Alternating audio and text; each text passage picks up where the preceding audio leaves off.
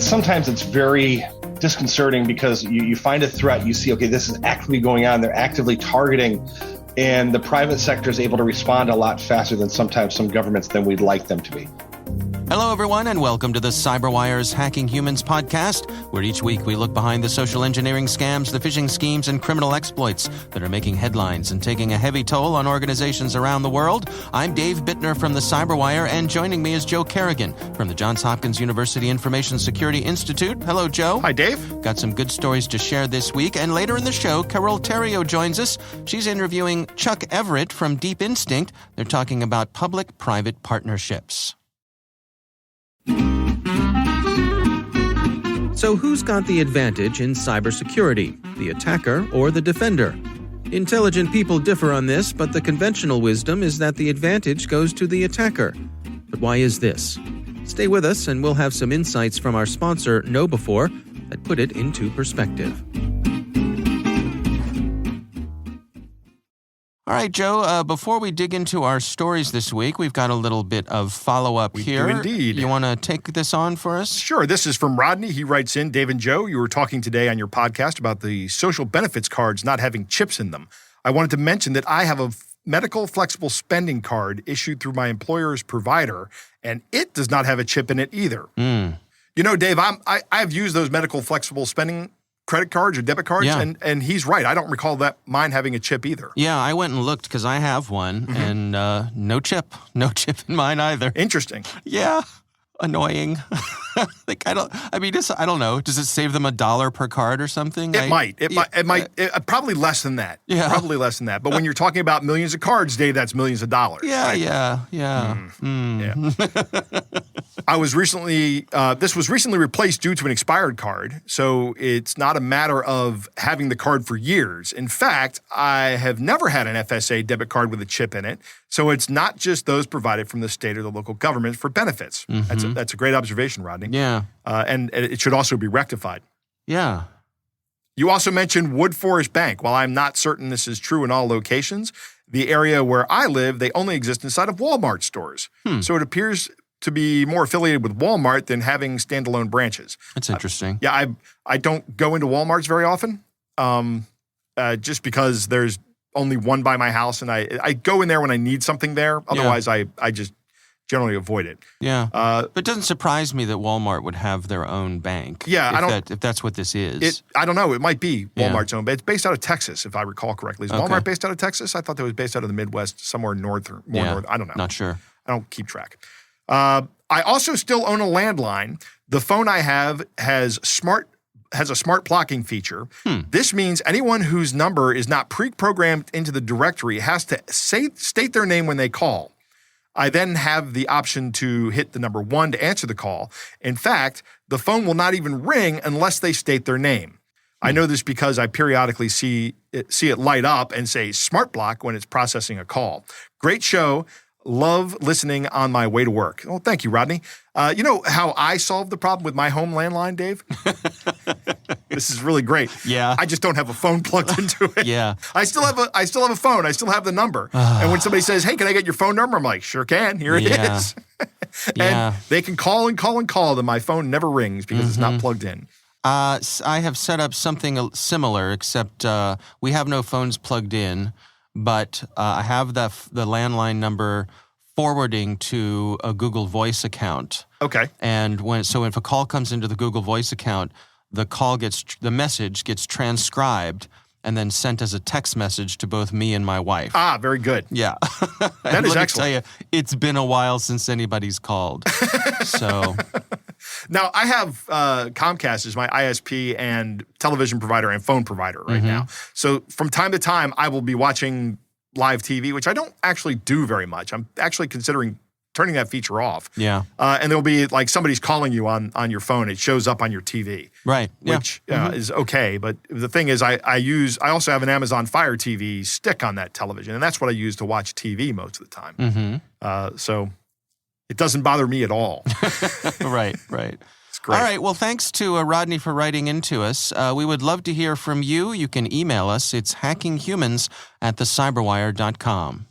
All right, Joe, let's do some stories here. Why don't you start things off for us? Well, Dave, I want to start with some good news. This comes from Celine Martin at USA Today. I'm not sure how you pronounce this last name. Jack O'War, would you say? O-W-U? O'War, yeah. O'War? Yeah, it's an odd one. It is. He's a 25-year-old man of Paramount, California, and he was just sentenced to 46 months in prison as part of a grandparent scam, for his part in a grandparent scam. It was a plea deal, so he didn't go to trial. He just pleaded out. Right. He was part of a scam where callers would try to convince older people that their family members had legal trouble and needed bail money, or they needed money to prevent additional charges from being filed, or they needed help with medical expenses from vehicle accidents. Right. So we've heard these scams. We've covered these kind of scams before. So now the FBI was involved in this. I don't know if he was tried or if this happened in a federal court or a California court. But he's going to be the guest of somebody for 46 months. Yeah. But he would pick up cash from multiple victims. So this guy was actually in contact with victims that were being scammed here. And he also recruited other people. I would like to see more people from this network get arrested. That would be nice. and tried or convicted or pleading or taking a plea deal. I don't care. Yeah. Just spend some time in jail for your scamming of old people. My main story today comes from Brian Krebs over at Krebs on Security. And he has a story. PayPal phishing scam uses invoices sent via PayPal. Now, what's interesting is I know we've talked about this a lot recently. We've talked about it. This is at least the third time in the past 2 months. So I'm noticing a trend here. What's going on is these scammers are out there sending out these fake invoices through legitimate services. Right. And Brian has a great breakdown on this.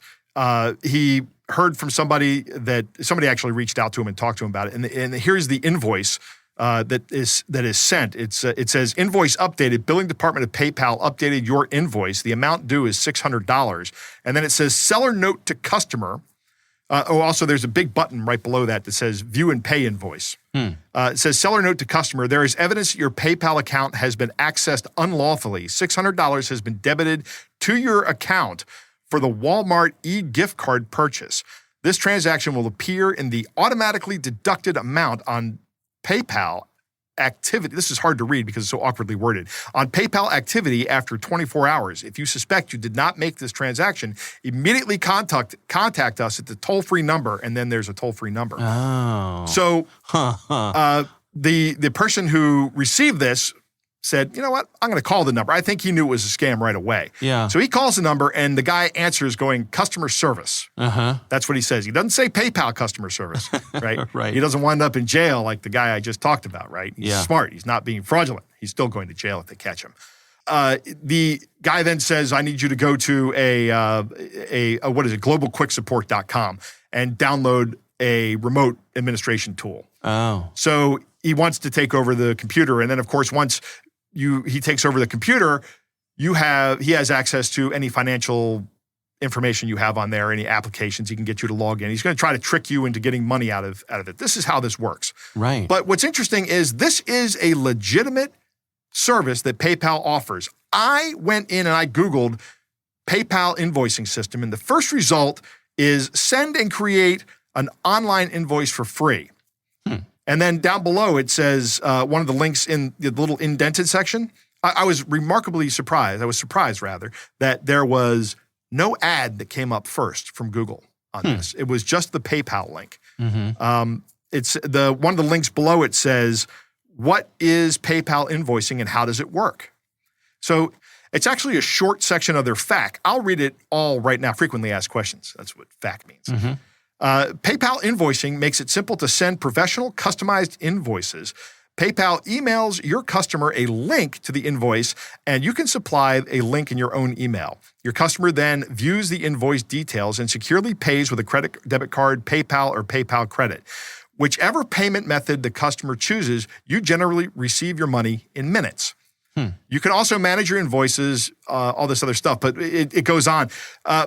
It says at the bottom, sending and managing invoices costs you nothing. You pay PayPal's standard processing fee only when you get paid online. So these bad guys have a permanent free solution to sending out invoices from a legitimate provider like PayPal. Now, in the Krebs article, PayPal has a statement.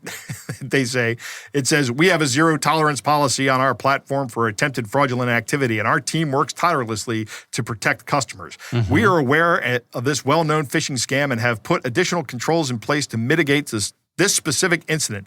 Nonetheless, we encourage customers to always be vigilant online and contact customer service directly if they suspect they are the target of a scam. So in other words, PayPal says, well, we took care of this one. They have a zero tolerance policy for fraud, which you would expect, right? Sure. But they don't, it seems like they're not doing much here. These guys, this specific incident has been mitigated. They shut down the account is what they did. Yeah. Right? I'm speculating, but that's what they did. These guys are going to go out and open another PayPal account. Well, so that's an interesting aspect of it because as you describe this to me, I'm wondering, I wonder if they are making use of a stolen PayPal account because when you set up a PayPal account, you have to provide banking information. That's true. Right? Yep. So if they, somehow they come upon, probably buy access to someone's stolen PayPal account, and they take, let's say I'm the scammer and I take over your account. Right. Right? And then I send an invoice out to somebody from you, right, from your account. Entirely possible. Yeah. And then the victim sends the $600 to your account. Right. Right. Well, actually, it doesn't work that way. But, I mean, that's not part of the scam. The scam is just they want you to call the number. So really? There's a number on the invoice that says, call us if you didn't order this. And the idea is that then you call them and they go through installing the remote administration tool onto your system. Okay. I guess the other thing that caught my attention was the fact that they referenced gift cards in the description of the scam. Yeah, they want you to think that you're being targeted by a different scam. Oh, you think? Yeah. Okay. I think that's part of the attack. Okay. Is they're saying, because everybody has heard about gift card scams, right? Yeah. Hey, somebody just bought $600 worth of gift cards on my PayPal account. I better check this out. Call this number right now. See, I thought that they were sort of priming the person so that if they started seeing a gift card transaction, that they would say, "Oh, they told me this might happen." That is a good idea and a good observation. But again, Dave, let's not help these guys. Yeah, right, exactly. Interesting. But that's not what they're going for here. They're going for you to call. It's very similar to the one phone call I got where it was somebody allegedly from Amazon. Yeah. Saying that I had purchased an iPhone and I hadn't. Mm-hmm. All right. Well, I mean, what's the warning here? What's the protection? I mean, if you be aware that this is an ongoing scam, that there's a lot of this going around. Every invoicing service out there that's legitimate and can't really be blocked because you can't block PayPal from sending you emails. You don't want to do that because especially if you use PayPal or if you do business with somebody who uses PayPal. I mean, there's you really, this is something you can't really block. Just be aware of it and know that it's a scam out there. If you see any email that says, this has been charged to your account, please call this number, don't call the number. Yeah. Check with PayPal to see if there's any activity. Call PayPal. And don't call the number that's in the email. And don't call the number that's in the email. Right. Call the number on PayPal's customer support site. Right. And don't call the number when you Google for a PayPal phone number. Right. I mean, geez, so many hoops you got to jump through. It is. It's tough. Go to PayPal's actual website. Right. And find the number and call customer service. And good luck to you, my friend. Good luck, everybody. Yeah. All right. Wow, interesting. All right, well, we will have a link to that story in the show notes, so do check that out. My story actually came to my attention. I first saw this on Twitter, and it linked to a story over from Sky News written by Alexander Martin, and it's titled, Criminals Posting Counterfeit Microsoft Products to Get Access to Victims' Computers. Now, since Sky News is from our friends across the pond, when they say posting, they don't mean posting online. They mean sending through the post. Right. So mailing, for those of us on this side of the pond. For those of us who speak American English, not the Queen's English. Good English. I get everybody in England. This is kind of fascinating. So this was drawn to someone's attention because the person who reported this There's a gentleman named Martin Pittman who is a cybersecurity consultant, and his mother called him because she was at a friend's house and the friend had received a package in the mail that looks like a Microsoft Office professional package. I'm looking at it right now, and this looks exactly like a Microsoft Office professional package. Right. So it's imagine this is a box that you would buy in a retail store, has the Microsoft logo, everything looks legit. And when you open it up, inside there is a USB stick, little, memory stick, which is also, I was going to say embroidered. That's not right. Embossed, maybe? Embossed. Thank you very much. Yeah. It would take a long time to embroider and one of these sticks. Yeah, it is embossed with the Microsoft Office logo. So that looks legit. And what happens is when you put this in your computer... There's even a product key. This looks very much like an Office product or like a Microsoft product. This is exactly what my Windows install media looks like. Yeah. And who knows? It may be. Maybe they found this in the recycling bin. Someone had installed it, thrown it away. Who knows? Right. Or they might have paid to have it made. No way to know from this article. But what happens if you plug this in, immediately you get a pop-up on your screen that says that congratulations, you have a virus. And they say to fix the issue, call this toll-free number to get the computer up and running again. And when you call the number, there is a help desk who installs some sort of team viewer. Right. And they take control of the victim's computer. This is very similar to the story I just talked about. They sort out the problem. They pass you over to the Office 365 subscription team. Right. You have to put air quotes around that, Dave, right? Because it's actually not them. That's right. And that's the scam. What is remarkable about this is that they went to the time, trouble, and expense to send a physical package to someone.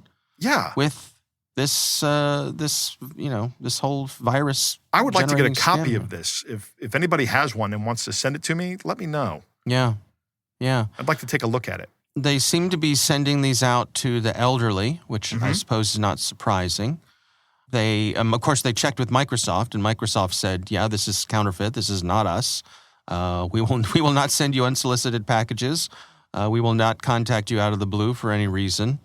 Microsoft does have an online reporting tool if you want to, send this or let them know so they can help track it, try to track it down. Right. But I guess the remarkable part to me is just that they went to the expense to do this. Yeah. Obviously, if you get something sent to you in the mail, don't plug it into your computer. Right. That's one of the things Brian Krebs talks about here, or one of his golden rules. If you didn't ask for it, you don't install it. Yeah. Right.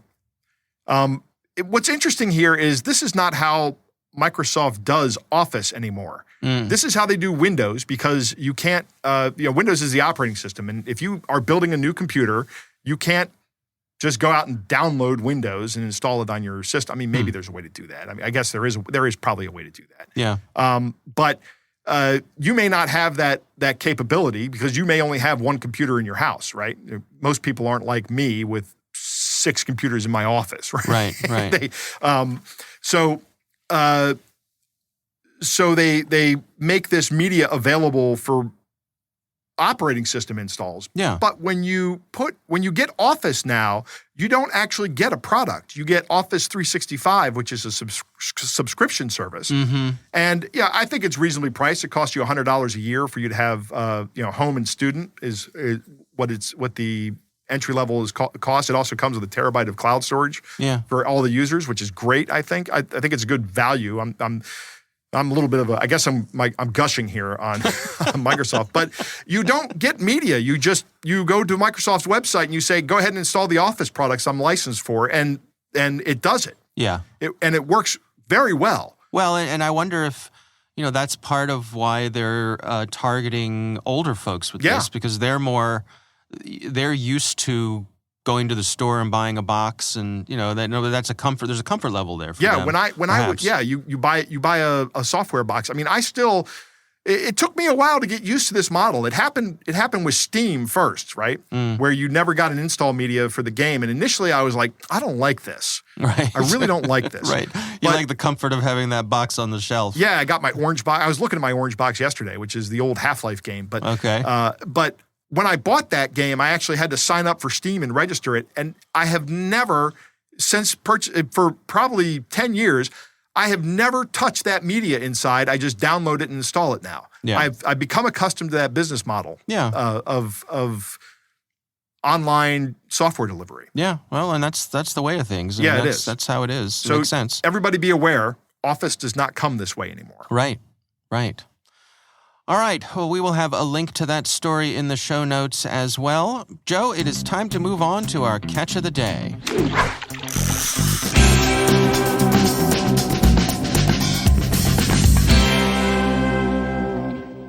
Dave, our catch of the day comes from William, who writes, I'm seeing a number of these kind of emails that claim to have already charged my account for some service.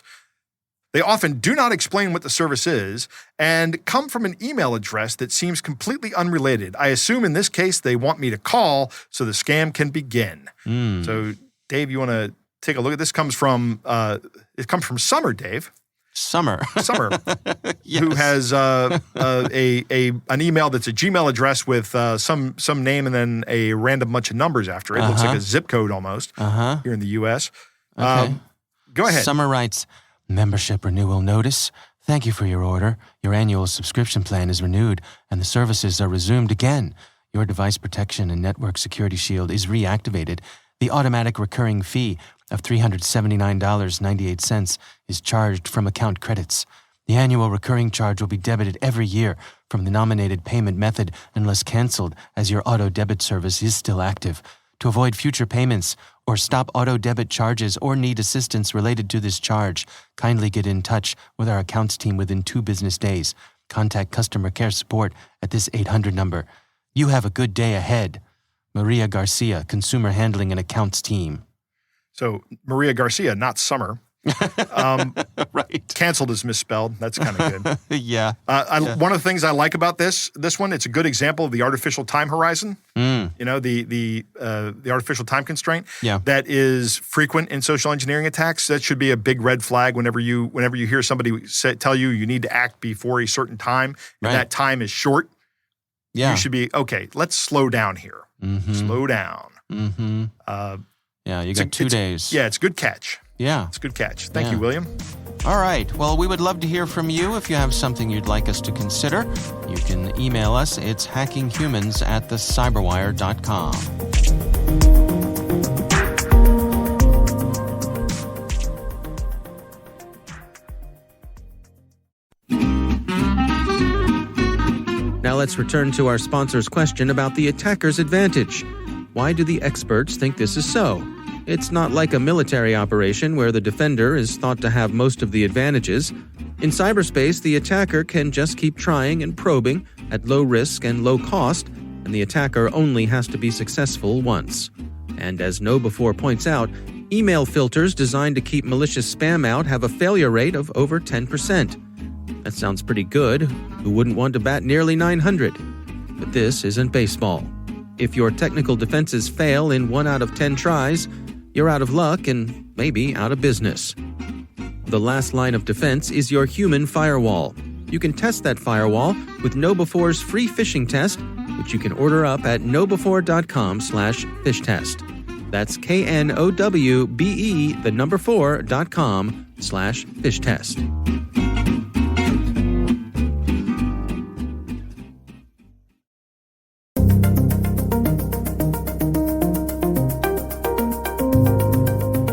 All right, Joe, it's always a pleasure to welcome Carol Theriault back to the show.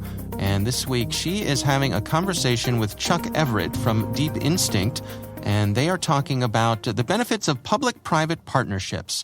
Here's Carol Theriault. It seems that the need for public-private partnership to combat cyber attacks has never been more urgent. In a recent New York Times article, it said that even if American intelligence agencies picked up on the kind of crippling cyber attacks we've been seeing in the Ukraine, they do not have the infrastructure to move that fast to block them. So I've invited Deep Instinct's Chuck Everett to talk to us about this topic. He's the director of cybersecurity advocacy at Deep Instinct. Welcome, Chuck. Thank you for inviting me. Are we seeing a growing number of public and private partnerships out there? There hasn't been as much growth as we'd like, but definitely there has been some good trends along those lines. Project Ladybird was a great example of that, of where joint law enforcement from 7 different agencies, as well as some private security researchers, came together to bring down Emotet botnet. That was the kind of like the crown, but there's been other sporadics here and there, but private threat researchers are definitely helping and giving that leg up to government agencies where they need it. So what does the private sector have that the public sector need? Real-time analysis of what the threats that are coming in, because a lot of times we're seeing behind the scenes, we talk amongst each other because a lot of it we don't want the getting out to the public. The companies that we work for, high-profile companies that employ our services, don't want it getting out to the public, but yet we need to get that out to the masses. And by providing that to the government and helping them, showing them what trends are going on, things behind the scenes that a lot of times that don't make it to the higher levels of the government as fast as possible because there's so much red tape. So in other words, the private sector is designed on efficiency and effectiveness and building tools to service that, whereas that's a harder ask inside the public sector, I guess. Correct. Even rapid response for the government, they don't have that capabilities because it crosses several borders. And once it involves several countries, they have to kind of follow it. Threat researchers, we can kind of thread the needle and find out, okay, where this actually is coming from? Where are the threats being developed at? Who's utilizing them? Is this nation state sponsored and then got into the hands of criminal elements? Those type of things, we can thread that needle relatively faster than some of the agencies out there. Some of the agencies can, but the problem is they can't go public with it, and they can't go with it because of some of the means. They're inhibited by rules. Rules of engagement for government agencies is different than of private threat researchers. So any private company out there who is starting to collaborate with the public sector needs to exercise, patience, I guess, because obviously there are going to be hoops that the public sector will have to go through that will be new to the private sector.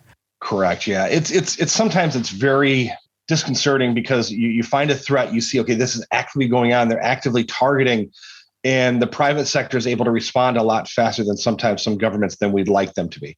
Not all governments are the same, but some of them, it's like, who do you reach out to? Some governments don't have the maturity yet of how to combat this. And that's the problem, is that these cyber criminals know where to take up shop. They know where, what governments don't have the infrastructure to track them, or some governments just don't want to enforce. I guess there would be also some deep learning opportunities in these collaborations to see, for example, learn new tricks and tips on how to handle things.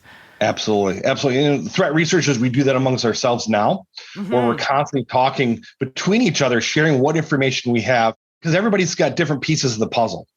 Right. And then we find the government sometimes has more pieces of the puzzle, especially around state actions, which will help kind of pull that together. But the problem is getting to work and facilitate with them is difficult at times. They want that, wrap everything up and hand it to them. But the problem, once it gets there, sometimes that information can be leaked out. And by then the threat actors have moved on because they've gotten tipped off. So a lot of it is just, you got to really protect the data and act fast.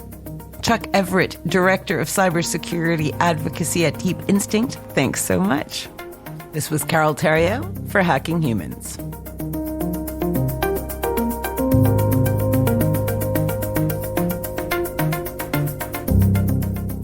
Joe, what do you think? Dave, I said this recently, and I think it merits me saying this again. Government tends to be slow-moving. In many cases, that's by design.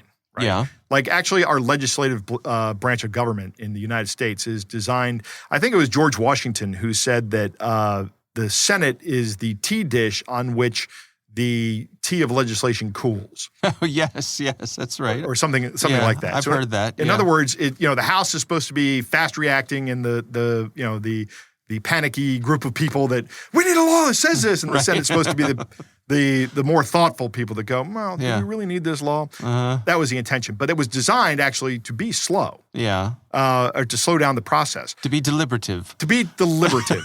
Absolutely. Right. And so it's not bad that the government is slow moving. But one of the big issues with cybersecurity in the government is that in many cases, it can't respond very quickly. Yeah. Because of its very nature. Right. Additionally, government. Sorry, I don't mean to interrupt. No, but go I ahead. just imagine like everybody, we're under attack. The cyber, the computers are all being DDoSed. Where there's viruses coming in left and right. Well, we're going to have to put it out to bid. Right. Somebody's got to fill out this form in triplicate. Right. Exactly. Yeah. Sorry. Exactly. That's apt, I think. That fits right in here. Yeah. Additionally, traditionally, government positions don't pay as well as private sector positions. They kind of lag behind a little bit. The jobs are more secure. You have less fear of a layoff when you're working for the government. Yeah, usually good benefits, too. And usually very good benefits. That's right. Yep. But hiring people is hard because in cybersecurity, there's this skills gap that we keep hearing about. And companies are willing to pay more, so that's where the cybersecurity professionals go. Right. Because they're willing to pay substantially more than government can afford. Yeah. If you really want to see something interesting, go to a local government website and look at what they pay network administrators and the requirements for the position. I don't know how they even hire some of these people. I was looking at Baltimore City's hiring open positions a couple of years ago and was shocked at how little they were paying. Yeah. So I don't know if that's part of the problem, I should say. Yeah, well, and I think also it leads to a lot of turnover because folks who take those jobs, I think quite often are looking at it as some sort of stepping stone. Absolutely. Which is great. It's a great place to learn. But if you're in charge if you're the step above that person and you're going to have to deal with the reality that chances are you're going to have a lot of turnover. That's 100% correct. That was a problem that my father used to complain about when he was working. They used an Oracle database system, and they would take somebody from their company and train them, or from their organization, wasn't a company, but they trained them, and the person would get really good at Oracle, and then they get hired away for like double their salary. Right. Sometimes by Oracle. Right. So I would listen to my father grumble about how much he doesn't like Larry Ellison. But there's plenty of other reasons not to like So grumbling is a family tradition. It is. It is, Dave. It's a family. Good to know. That's right. The parts of the government that can move quickly and make the associations then generally can't turn around and tell everybody what they found, right? Mm-hmm. And I'm sure that many of our listeners from this area know exactly what Chuck is talking about here. Right. Hey, that's classified information now. Yeah. So we can't just give that out. So these in these partnerships, the flow of information is probably going to be one way because of that, right? Mm-hmm. So you think about that. These public these private sector companies go, hey, Mr. Government guy, we've got this information here about this emerging threat, and the government guy goes, interesting. Thank you. Yeah. And they say, what else you got? We can't tell you what else we have. Yeah. And that's okay too, but it's just got to be the way it is, right? Yeah. Although I will say that. I think it's been remarkable recently when you look at, organizations like CISA. CISA does a good job. Jen Easterly, taking the lead there. Mm-hmm. And they are all in on these public-private partnerships. Right. Recognizing they're also all in on making sure that the information gets disseminated quickly. Yeah. Right? Yeah. Which is great. Which is great. Other organizations like the NSA, the National Security Agency, cannot do that, right? No, they can't. But I will add that I have witnessed personally in the past few years just what a turnaround they've had in terms of outreach, public relations. Just like wanting to be in touch with organizations like us at the Cyberwire to help spread information and help open those lines of communications. They have done that. The days of no such agency are kind of behind them. Yeah. Everybody knows that they're there now. Right. But they still can't. There's a lot of information they still can't give out. Sure. Right. But what they can give out, they do a good job of disseminating. I will say that about the NSA. They've actually moved a little bit towards being a national security agency. Yeah. They're not really just part of the Department of Defense. I mean, they are part of the Department of Defense, but they're doing more for the rest of the country as well, not just defense. Yeah. These rules are different for the government, and that's kind of what we're talking about here. Prime example. When I was working as a government contractor, especially when I was new in the field, I found a lot of those rules frustrating. Like, why can't we just do this? Right. No, you can't do that, and there's reasons for it. Because you're talking about taxpayer money, and that needs to be accounted for and monitored. So when you say we have to put this out for a bid, and you joke about that, there's a reason we have to put it out for a bid, is so that we hope that the hope is that there's not some government guy with a good buddy on the outside going, yeah, I'm going to make a bid on this, and you're just going to get this. Sure. You're going to buy this service. You don't want that, right? Yeah. So I think I really enjoyed this interview, hearing from Chuck. I thought it was very interesting to hear these things. And of course, it's always great to have Carol on the show. Yeah, absolutely. All right. Well, again, we do thank Carol Theriault for bringing us this interesting interview with Chuck Everett from Deep Instinct. We appreciate both of them taking the time. And we want to thank our sponsors, KnowBe4. They are the social engineering experts and the pioneers of new school security awareness training. Be sure to take advantage of their free phishing test, which you can find at knowbe4.com/fishtest. Think of KnowBe4 for your security training.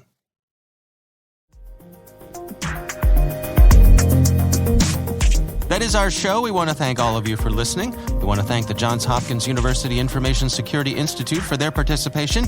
You can learn more at isi.jhu.edu. The Hacking Humans podcast is proudly produced in Maryland at the startup studios of Data Tribe, where they're co-building the next generation of cybersecurity teams and technologies. Our senior producer is Jennifer Iben. Our executive editor is Peter Kilpie. I'm Dave Bittner. And I'm Joe Kerrigan. Thanks for listening.